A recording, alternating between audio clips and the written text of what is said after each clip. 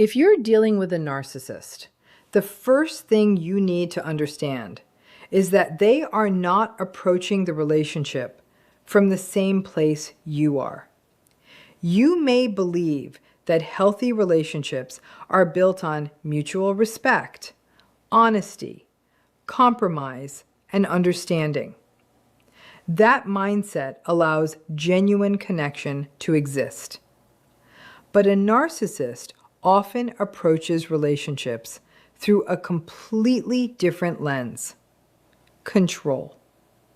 Their focus is frequently on gaining admiration, power, validation, and confirmation of their own importance. If bending the truth helps them get what they want, they may do it. If making you question your own memory gives them an advantage, they may use gaslighting.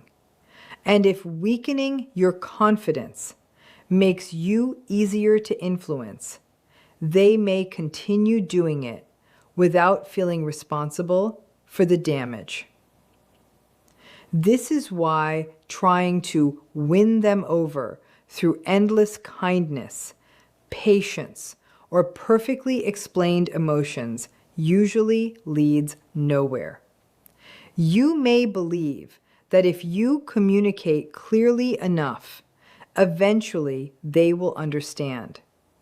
But repeatedly appealing to logic or morality does not necessarily change manipulative behavior. What matters far more is what consequences their behavior creates. So how do you protect yourself? Start paying attention to patterns instead of promises. A narcissist may tell you exactly what you want to hear. They may promise they will change, express regret, or even present themselves as the person who has been hurt. But words mean very little when the behavior continues repeating itself.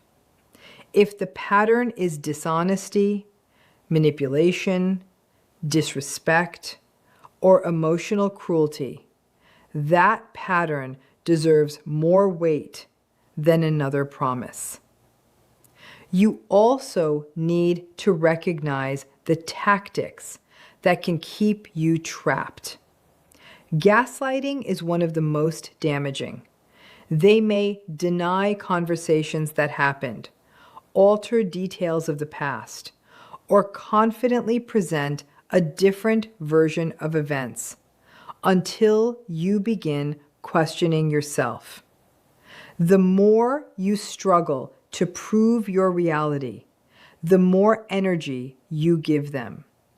You end up defending yourself inside a conversation where they are constantly changing the rules. Another powerful tactic is intermittent reinforcement. This happens when affection and cruelty appear unpredictably. One moment they may be cold, dismissive, or hurtful, and then suddenly become loving and attentive.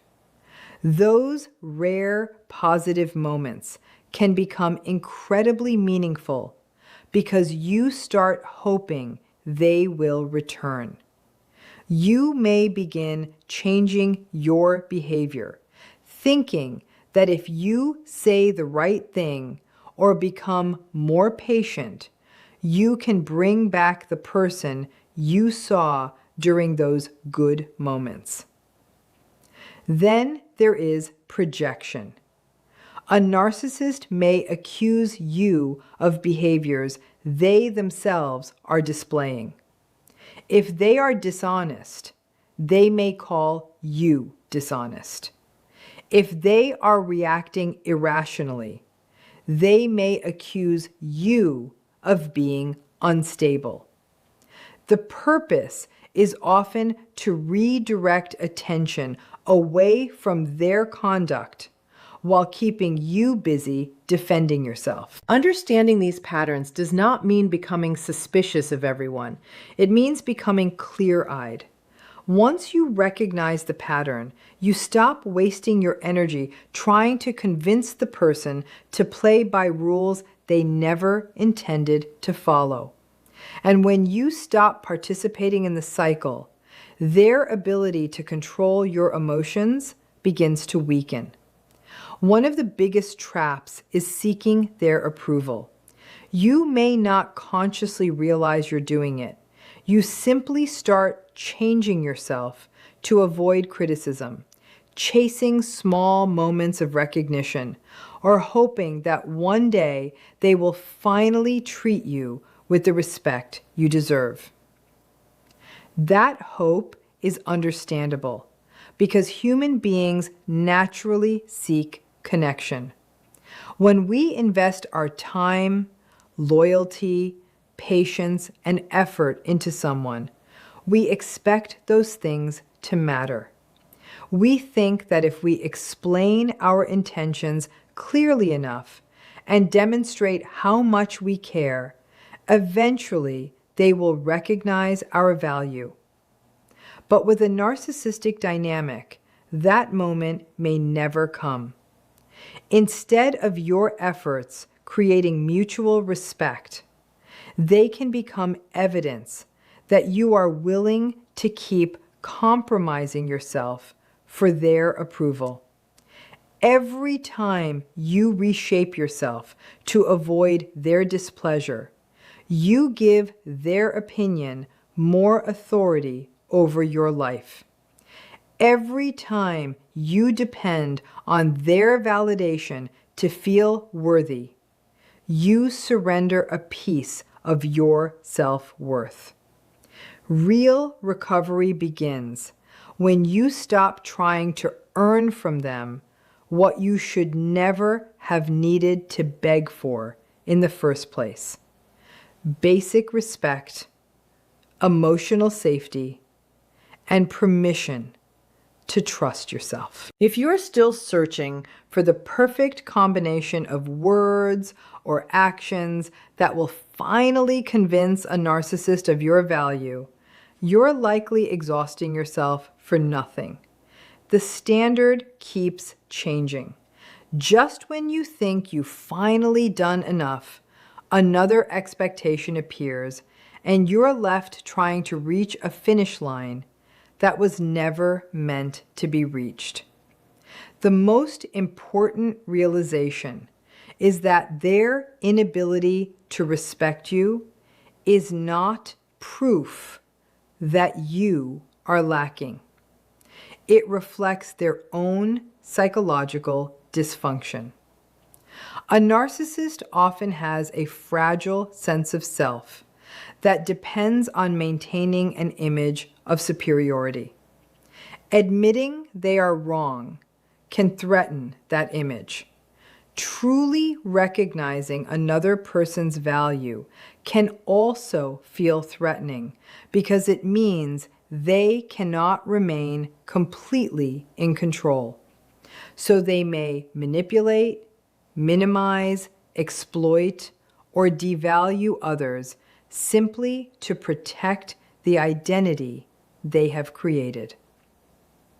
Once you understand this, your direction becomes much clearer.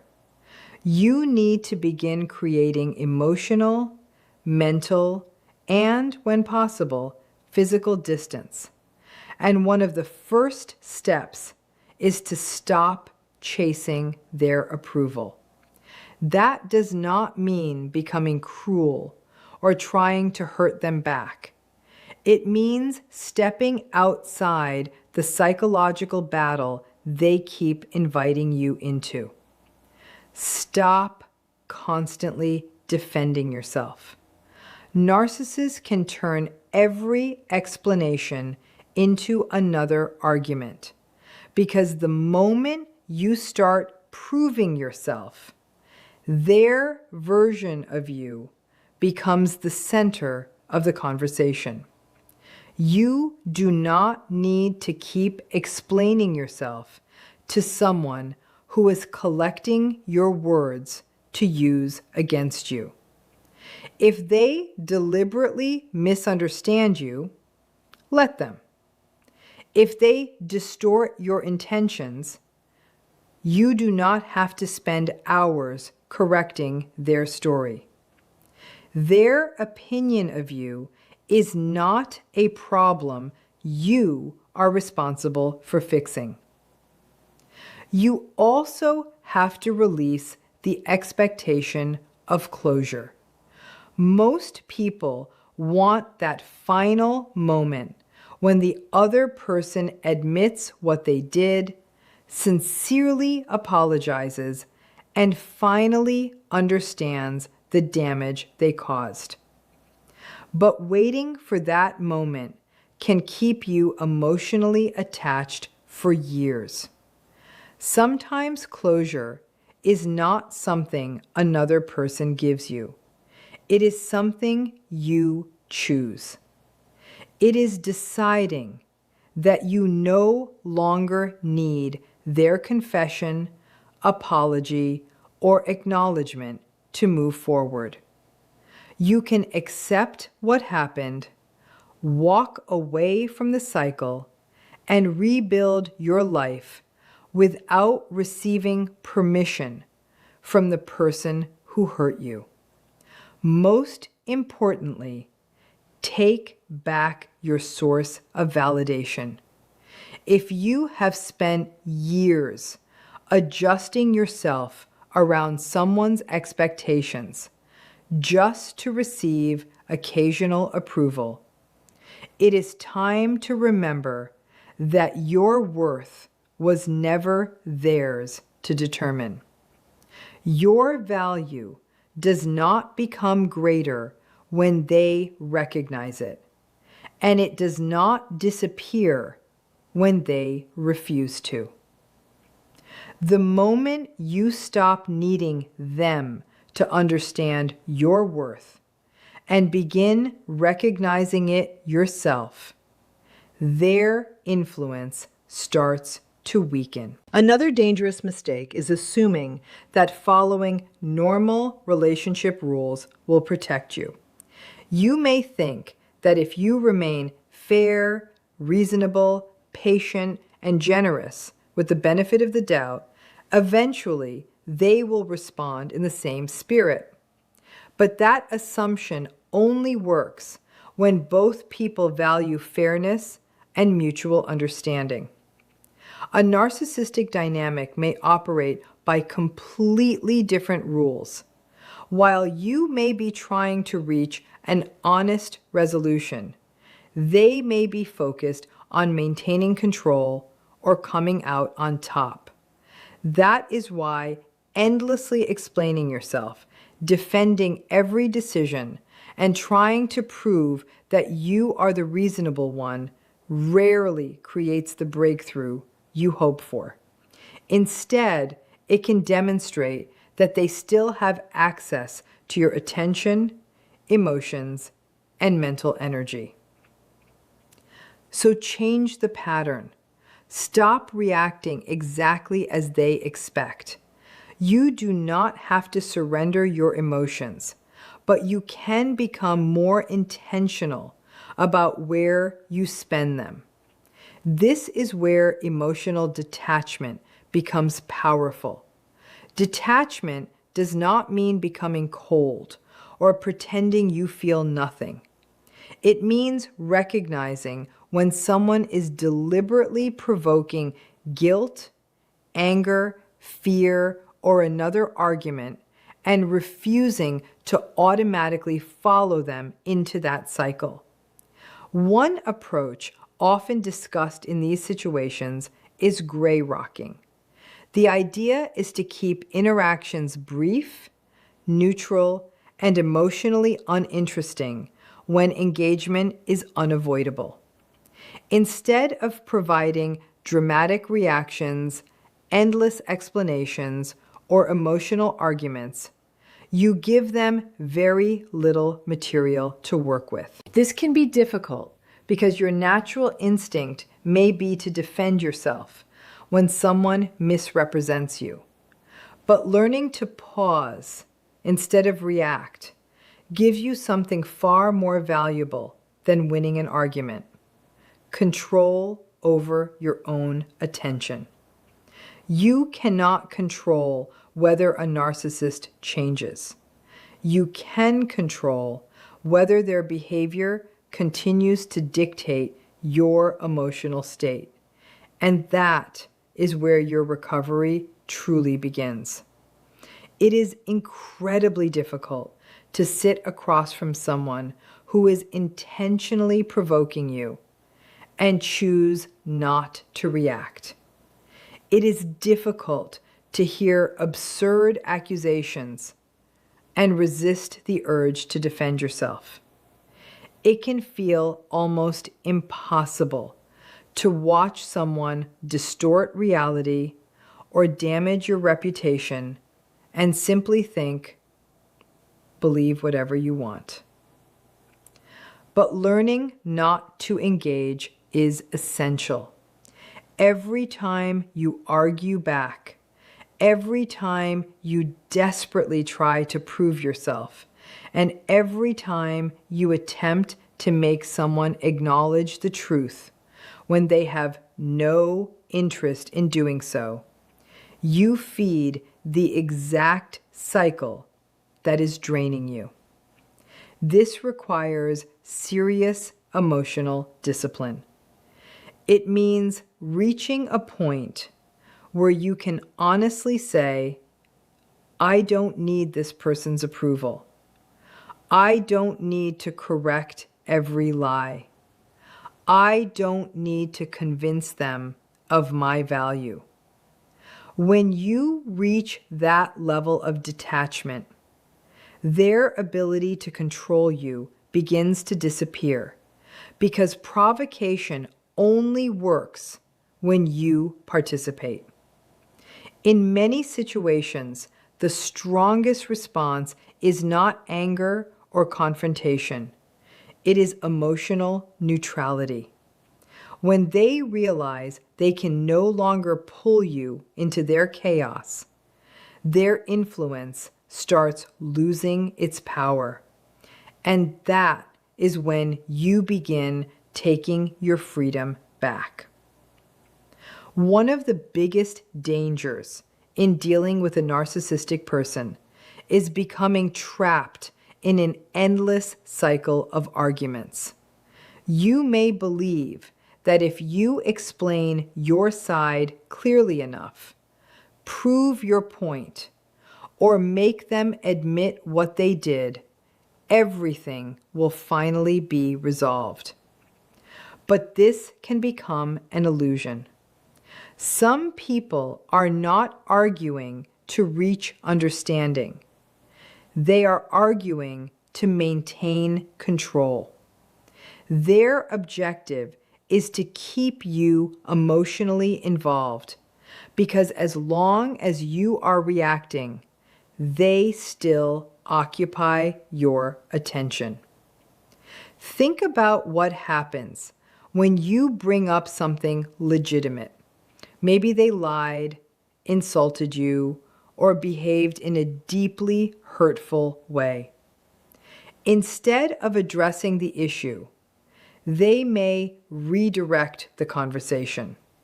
Suddenly, they are reminding you of something you did months ago, twisting your words, questioning your character, or accusing you of being the real problem. Before you realize it, the original issue has disappeared. Now you are defending your personality, your intentions, and your entire character. The conversation has been turned into a trial where you are forced to prove your innocence. That is why disengagement matters. You do not have to keep explaining yourself. You do not have to win an argument designed to keep you trapped. This does not mean accepting mistreatment or remaining silent when someone crosses a serious line. It means refusing to participate in an interaction that is clearly being used against you. This is where firm boundaries become essential. If you say, "I will not continue a conversation where I am being insulted," then follow through.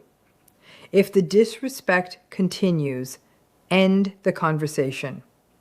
If you say you are stepping away, actually step away.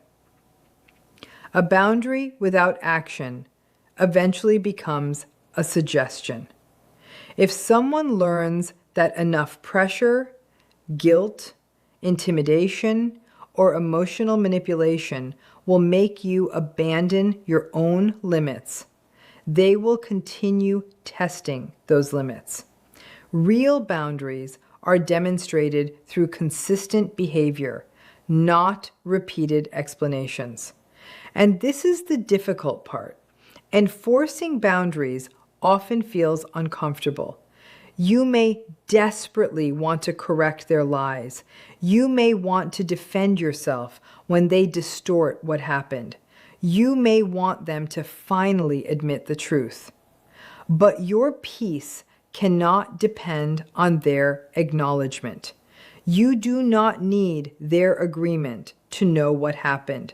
You do not need their apology to protect your dignity. And you do not need to win an argument to know that you were wronged. The real victory is not proving a narcissist wrong. It is reaching the point where their approval no longer determines how you see yourself. There is another reality you need to accept. Boundaries are only effective when you are willing to enforce them. That does not mean threatening consequences you never intend to carry out. It means deciding what you will do when your limit is crossed and then consistently doing it. A healthy person may disagree with your boundary, but they can still recognize your right to have one.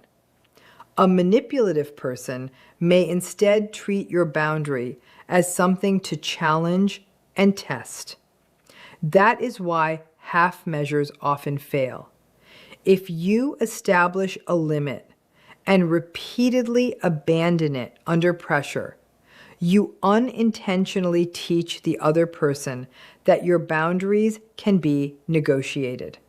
So genuine enforcement is simple, even when it is difficult. When a conversation crosses the line, you end it. When disrespect continues, you create distance. When the same harmful pattern repeats, you stop rewarding it with endless explanations. Your boundary becomes powerful when your actions prove that you mean what you say. It means being willing to remove yourself from unhealthy situations, even when doing so creates temporary tension or discomfort. You do not have to keep arguing, negotiating, or explaining your boundaries forever. At some point, you simply have to act. And that is where many people struggle. Taking action is uncomfortable, especially when you already know the other person may react badly. When you begin enforcing boundaries, they may accuse you of being selfish, heartless, unfair, or unreasonable. They may suddenly portray themselves as the victim or become aggressive. The goal is often to make you feel guilty enough to abandon the limit you just established. You have to be prepared for that reaction. Sometimes, when familiar manipulation stops working, the behavior can intensify. Subtle guilt may turn into dramatic accusations. Charm may suddenly become hostility. Emotional pressure may become more aggressive.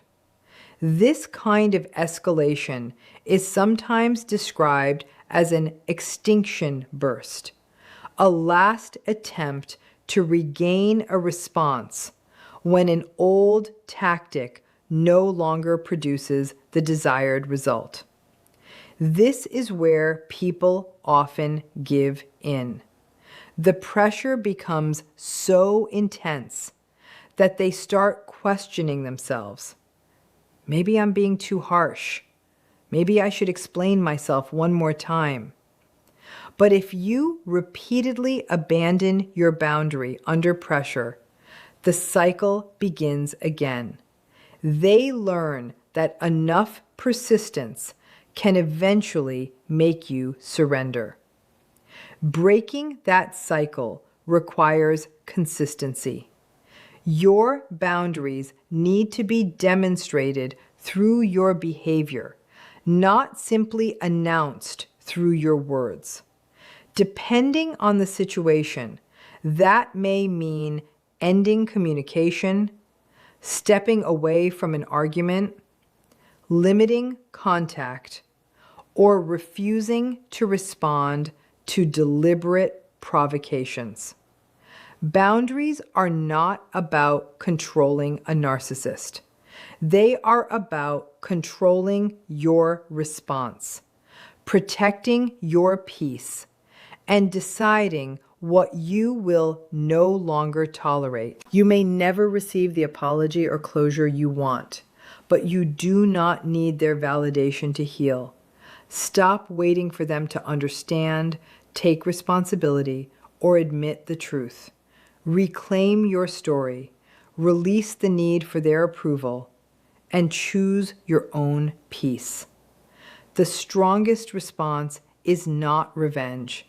It is building a life so independent and fulfilling that they become nothing more than a lesson from your past.